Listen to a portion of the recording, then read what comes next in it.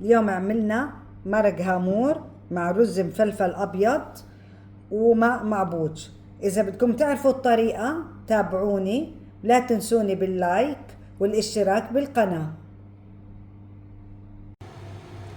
اليوم بدنا نعمل معاكم مرق هامور. نحط شوية زيت،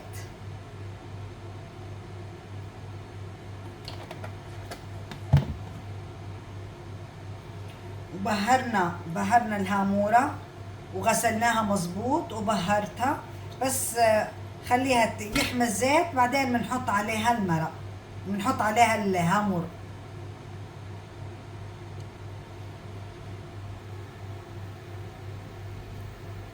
هاي بنمسكه على زيت سخن، لسه ما سخن كويس، خلني استنى شوي.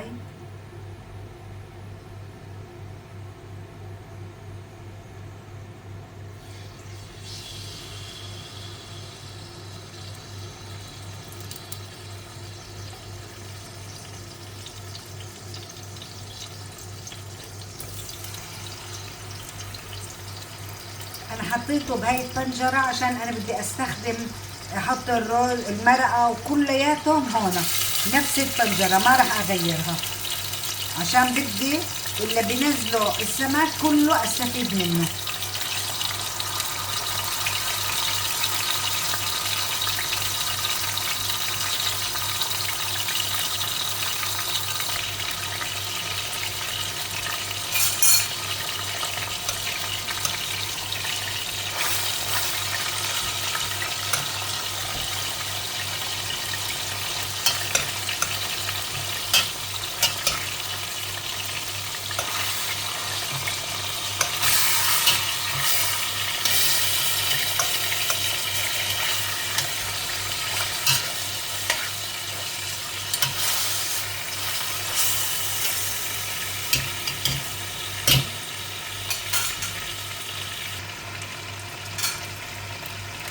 خلص هيك نقليهم نص قليه مو كامله، لانه رح نحطهم بالمرقه يطبخوا مع المرق.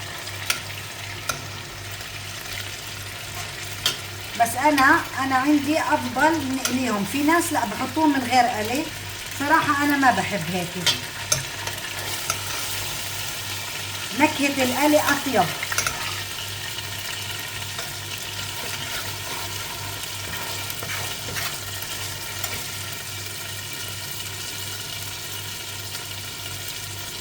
راح اخفف الزيت، اشيل منه بعدين بكمل معاكم.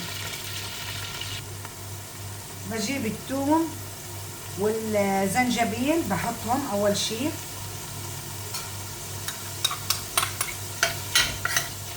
بحب زيت القلي تاع السمك، بعطيه نكهه طيبه، ما بحمرهم كتير، شوي.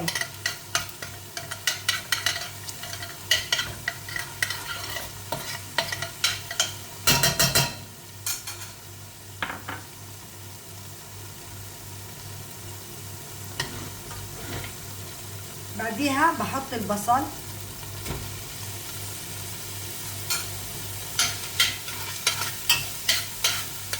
اما الريحة كتير حلوة، زيت السمك مطلع ريحة كتير حلوة عشان مبهر وريحته كتير كتير حلوة. بخليه هيك شوي يتدبل مع الزيت، البصل بخليه شوي يتدبل، بعدين بنكمل الخلطة، خليكم معي.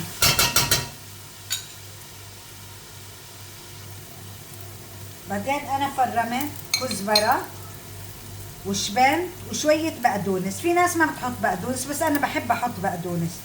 بحط نص الخلطة وبخلي النص الثاني اخر شي.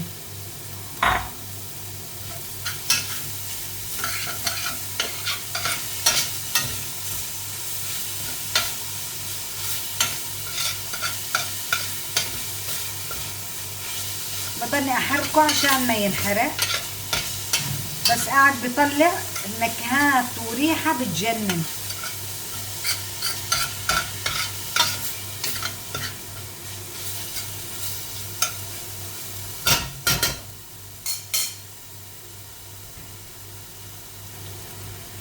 هلا بحط عليهم البهارات، اللومي، كزبره، باربيكا، عصفر، اي شيء بتحبوه، بهارات السمك. انا هي بهاراتي بحطها وشويه ملح وبنخلط.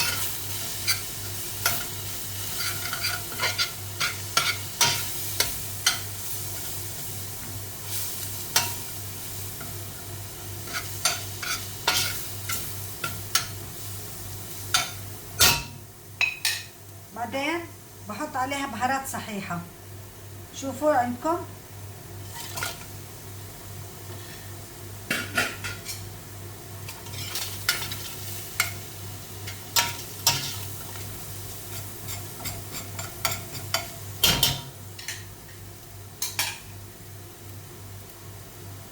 بجيب معجون الطماطم،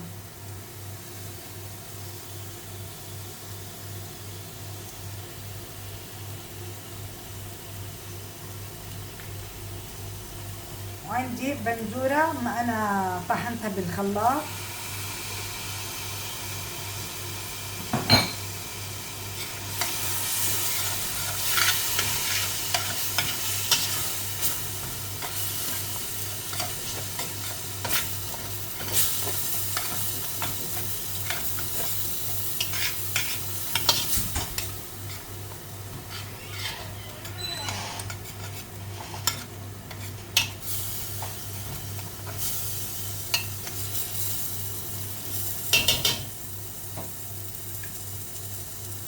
هلا بحط عليها السمك اللي قليته، خليه يتسبك معاها.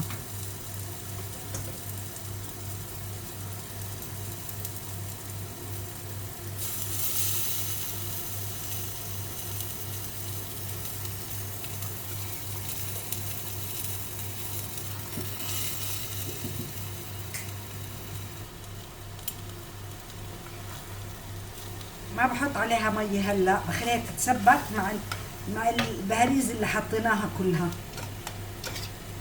عن جد ريحة رائعة جدا، نفسي تكونوا معي وتشموا الريحة.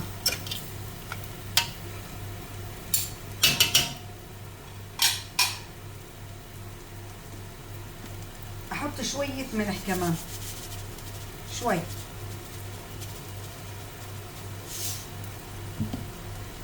وخفف عليها النار وخليها تتسبك مع بعض.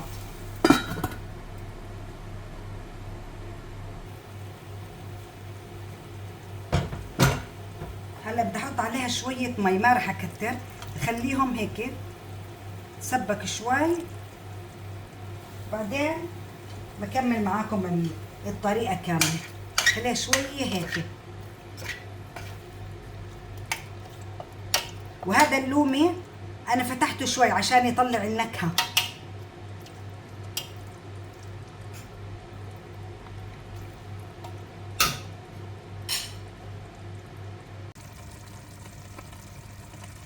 بحط عليه شوية تمر هندي غليته،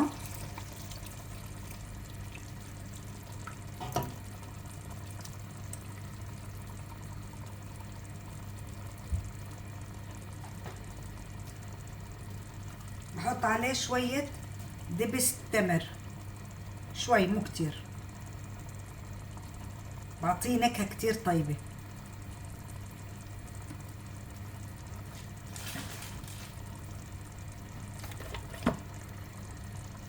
بزيد شوي المية.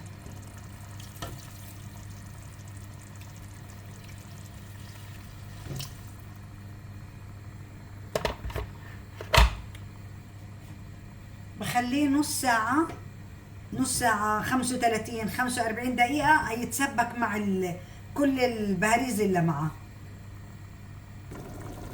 بعد نص ساعة خليتها تتسبك بحط باقي الخضرة، الشبانت والكزبرة وشوية بقدونس آخر شي عشان النكهة تضلها قوية هيك.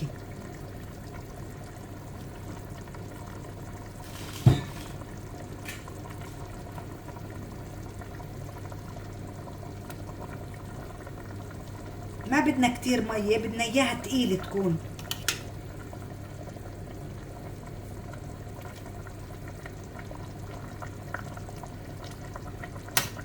بنخليها 10 دقايق وبعدين خلص بنطفي عليها. نعمل معاكم الرز او العيش. بحط عليه، انا بحب اشخله، بحط عليه ملح.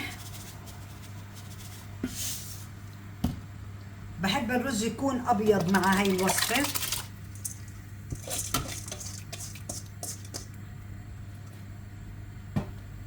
بخليها تغلى، بعدين بكب المي اللي فيها، بعدين بحط عليها شوية زبدة. وهلأ بتشوفوا معي شو بحط عليها.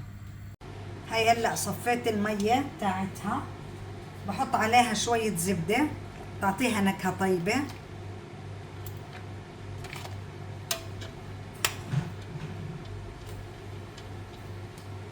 شوفوا الحبة، شوفوا كيف مشغول.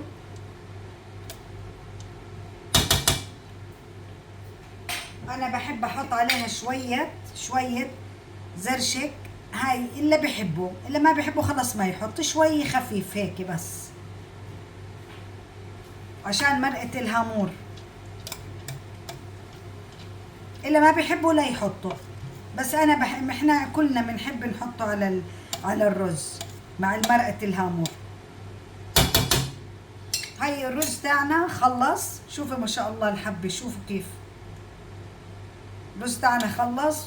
وهي الهامور، مرقة الهامور خلصت.